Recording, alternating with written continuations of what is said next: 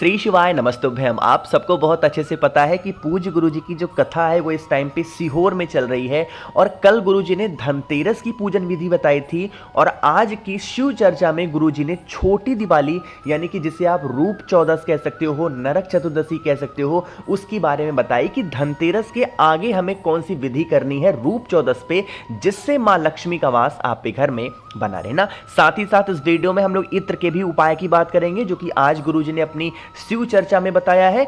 2 दीपक कैसे जलाना है इसकी बात करेंगे और कल हम लोगों ने एक सिक्का लिया था, आज हम लोग को एक सिक्का और लेना, ठीक है ना।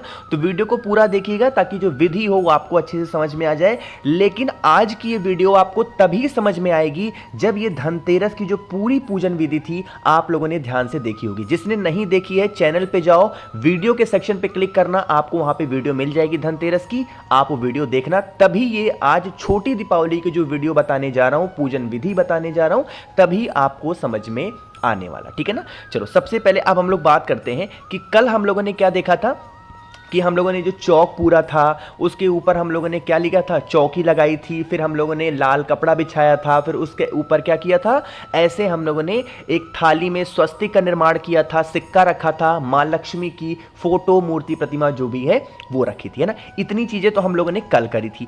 आज छोटी दीपावली के इस उपाय में कह सकते हो या इस पूजन विधि में आपको क्या करना है, कल हम लोगों ने मात्र एक सिक्का लिया था, आज हम लोगों को लेना है एक और सिक्का कुछ इस तरीके से, ठीक है ना। देखो आज आपको स्वस्तिक नहीं बनाना है थाली में, जो थाली आप लोगों ने धनतेरस की पूजन में इस्तेमाल की थी वही थाली आपको आज भी इस्तेमाल करनी है। बस एक नियम फॉलो करना है, उस थाली को आपको चौकी पर से हटा करके, चौकी को पोंछ करके, चावल कुमकुम डाल करके और उसके ऊपर फिर से ये जो लाल कपड़ा आपको दिख रहा है उसको बिछा देना और फिर इस थाली को ऐसे जैसा दिख रहा है वैसे रख देना, है ना।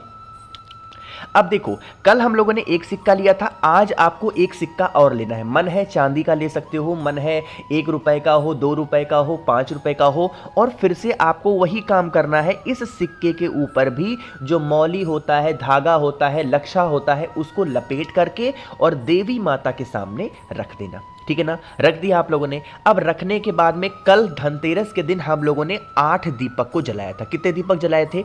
8 दीपक। लेकिन आज छोटी दीपावली पे 8 दीपक नहीं जलाने हैं। कितने दीपक जलाने हैं? 2 दिए जलाने, ठीक है ना। जो माता लक्ष्मी यहां पे आपको विराजमान दिख रही हैं, आप भी विराजमान करोगे, है ना। तो माता लक्ष्मी का जो राइट साइड होगा, कहने का मतलब है राइट साइड माता लक्ष्मी का, आपका दाहिना नहीं, माता लक्ष्मी का दाहिना भाग जो होगा वहां पे आपको लगाना होगा एक घी का दिया लंबी बत्ती का। कौन सा लगाओगे? घी का दिया लंबी बत्ती का। और आज के दिन जो दीपक हमें लगाना है वो 2 के दोनों दीपक मिट्टी के नहीं लगेंगे। कौन से लगेंगे? आटे के 2 के दोनों दीपक लगेंगे। जो एक दिया लगेगा माता लक्ष्मी के जो राइट साइड लगेगा उसमें सिर्फ आपको लंबी बत्ती का दिया घी का लगाना है। लेकिन जो लेफ्ट साइड लगेगा यानी कि जो बाएं साइड लगेगा, उल्टे हाथ पे लगेगा, वो आपको लगाना है चाहे तो तिल के तेल का दिया हो, चाहे सरसों के तेल का दिया हो, आपको तेल का दिया वहां पे लगाना है और वो दिया चौमुखी होना चाहिए जैसा कि स्क्रीन पे आपको दिख रहा होगा, ठीक है ना। लेकिन कल हम लोगों ने जो दीपक जलाया था, दीपक के अंदर कुछ डाला नहीं था, तो आज भी हम लोगों को घी के दिए के अंदर तो कुछ नहीं डालना है। लेकिन ये जो हम लोगों ने चौमुखी दिया लगाया है रूप चौदस के दिन, इसके अंदर सरसों आपको डालना है ना। अगर पीली सरसों मिल जाती है तो पीली डाल दो, काली मिलती है तो काली सरसों भी डाल सकते हो ना। इतना सारा काम हो गया। उसके बाद में क्या करना है, जब ये सारी पूजन आपकी हो जाए, पूजन करने के बाद में वही सेम काम आपको करने हैं जो कल आपने चढ़ाया था। क्या क्या चीजें?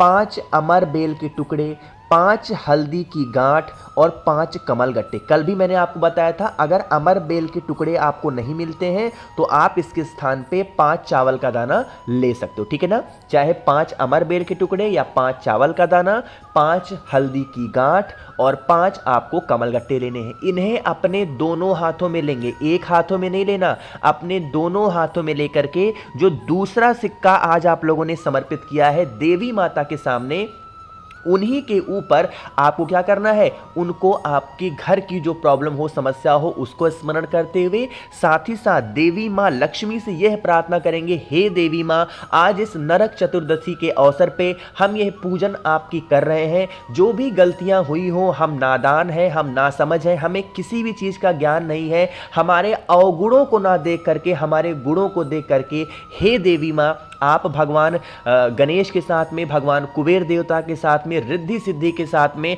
और शिव शंभु भोलेनाथ के साथ हमारे घर में विराजमान रहें। इस तरीके से प्रार्थना करके देवी माता को मनाएंगे, माफी मांगेंगे, क्षमा याचना करेंगे और जो 5 कमल गट्टे, 5 हल्दी की गांठ, 5 अमर बेल के टुकड़े हैं, उन्हें दोनों हाथों से इस सिक्के के ऊपर समर्पित कर देना। इतनी बात समझ में आई? समर्पित हो गया। जब यह समर्पित कर चुके, फिर ये जो आपने चौमुखी दिया लगाया है देवी माता के सामने, सरसों डाल करके इसको उठाना है ना। जितने भी कमरे हों आपके घर में, जितने भी रूम्स हों, उन सभी कमरों में घूम लेना और जितने भी दरवाजे हों आपके घर में, उन सभी दरवाजों को खोल देना। यह काम कब करना है? शाम के टाइम पे, प्रदोष काल में। सुबह जो भी पूजन विधि बताई जाएगी आपको 5 दिवसीय, सुबह के काम समय नहीं करना है, ना तो कोई मुहूर्त देखनी है, ना तो कोई समय देखना है। आपको शाम के टाइम पे, प्रदोष काल के बाद में पूजन को स्टार्ट करना, ठीक है ना।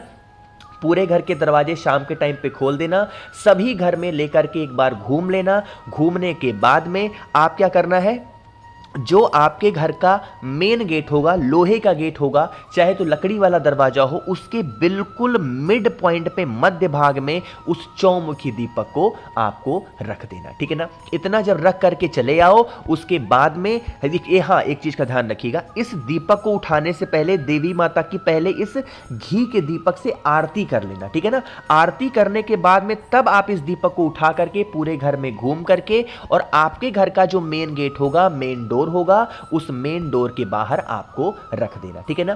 अब कहोगे भैया ये सारी तो हमारी पूजन हो गई है, अब हम उसके बाद में क्या करेंगे? तो जब यह आपने गेट पे जो दीपक रखा है, जब यह दीपक ठंडा हो जाए, इसको उठा करके किसी पीपल पेड़ के नीचे, किसी वट पेड़ के नीचे, किसी बेल पेड़ के नीचे आप वहां पे रख सकते हो। बाकी ये वाला दीपक भी आप चाहो तो वही काम कर सकते हो, किसी पीपल पेड़, वट पेड़, ऐसे करके, ठीक है ना।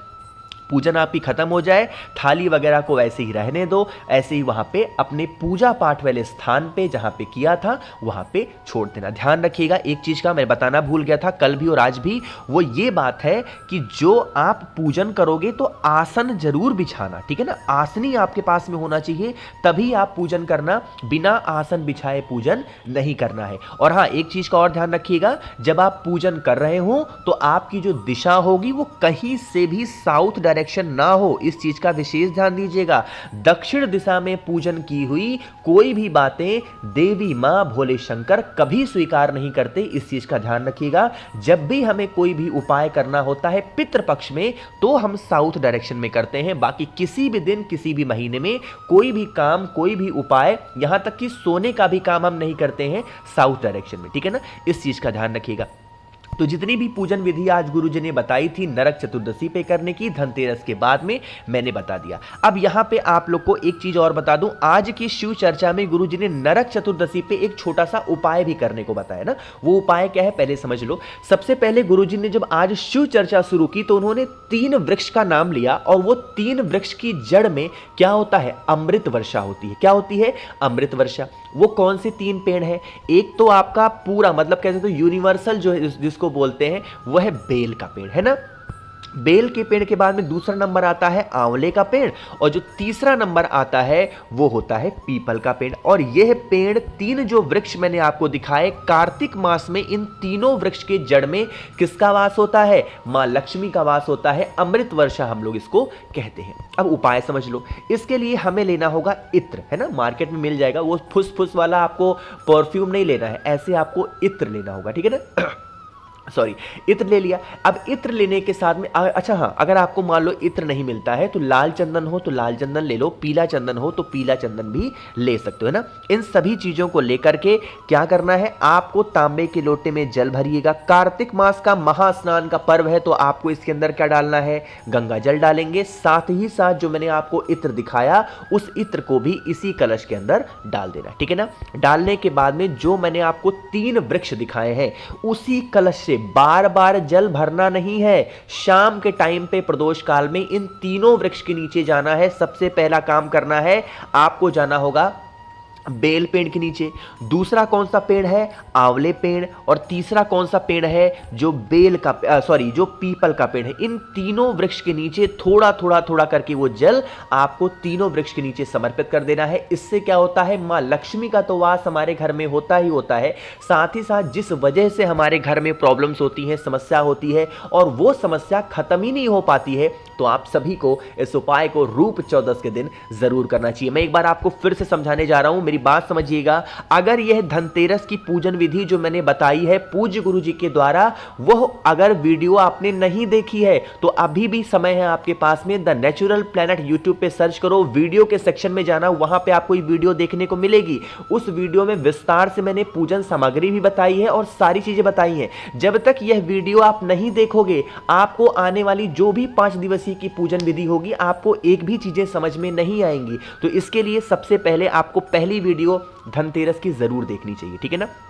देखिएगा, बाकी मैंने कोशिश की आप सभी को पूज्य गुरु जी के द्वारा जो भी चीजें बताई थी मैंने आपको अच्छे से समझाया है। कुछ पूछना है, नहीं समझ में आया, नीचे कमेंट सेक्शन में पूछें। और ऑफर तो आपको पता ही होगा कि जो मैं इस टाइम पे चला रहा हूं, दीपावली तक ऑफर है। अगर ऑफर का लाभ आपको उठाना है, एक बार नंबर में फिर से मेंशन कर रहा हूं, 9005643345, ये मेरा व्हाट्सएप नंबर है। ऑफर का लाभ उठाना है तो जल्दी से मुझे मैसेज करिएगा। मैं आपके घर तक उन सभी चीजों को 2 से 3 दिनों में डिलीवर जरूर करूंगा, कोशिश करूंगा दीपावली से पहले की। तो बाकी वीडियो पसंद आई हो तो लाइक करिएगा।